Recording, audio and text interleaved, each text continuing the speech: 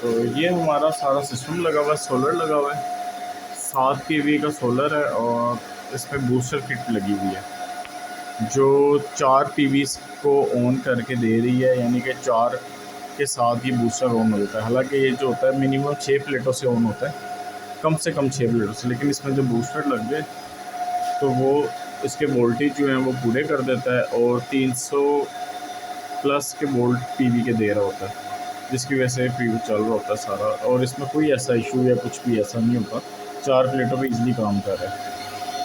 और इधर जो है हमारा, हमने अपना यूपीएस चार्ज करना होता है। ये हमारा बैटरी बैंक है, यूपीएस है, इसको हमने सारा सिर्फ चार्ज करना है।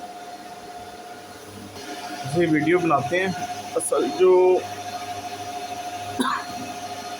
मकसद ये है कि मैं वीडियो बनाने का कि मैं इसके पीछे बहुत तकरीबन कोई 8 से 10 दिन मैं इसके पीछे ख्वार हूँ, फिर जाके मुझे इसका सलूशन मिला।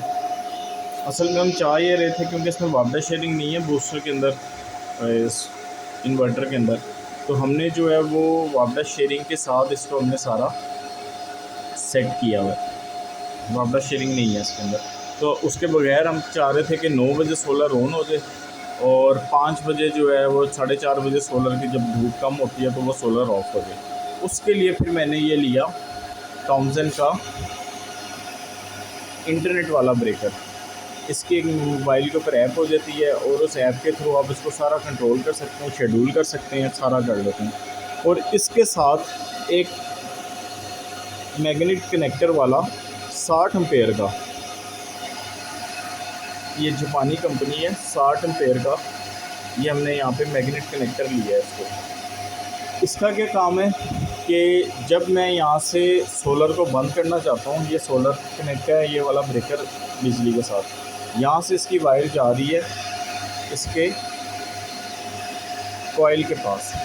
कॉइल जो है जब ये ब्रेकर इसको ऑफ़ करवाएगा, कॉइल इसको ऑफ़ कर देगी। जब मैं वहाँ से ऑन करूँगा, कॉइल इसको पकड़ लेगी और ये ऑन हो जाएगी। और उसके अलावा जो मैंने शेड्यूल पे टाइम लगाया होगा, उस शेड्यूल के मुताबिक ये सारा ऑन ऑफ जो भी चीज़ें हैं वो सारा ये चीज़ें करेगा।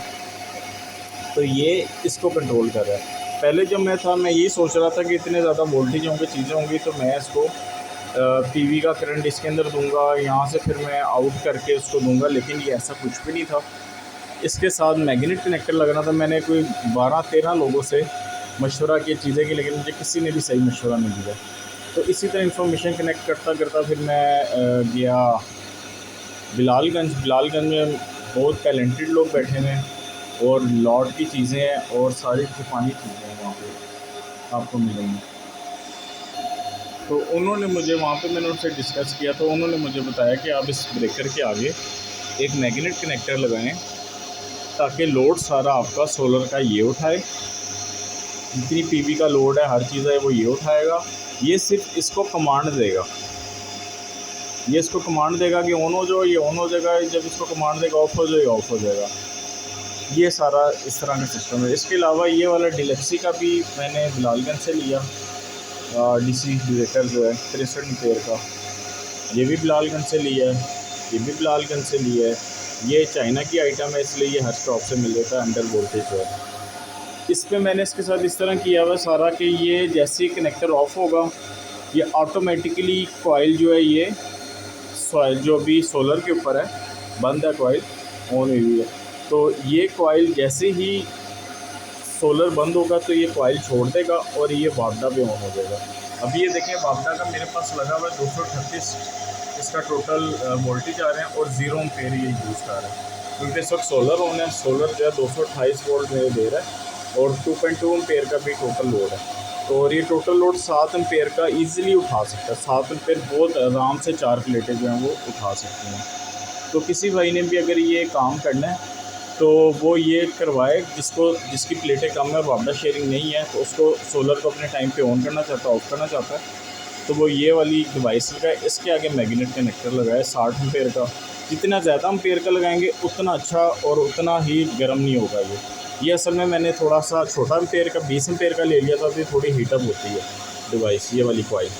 ये 60 एम्पेयर का, ये ज़रा सा भी हीटअप नहीं होता और परफेक्टली काम कर रहा है। अभी तक मुझे कोई ऐसा इशू नहीं है।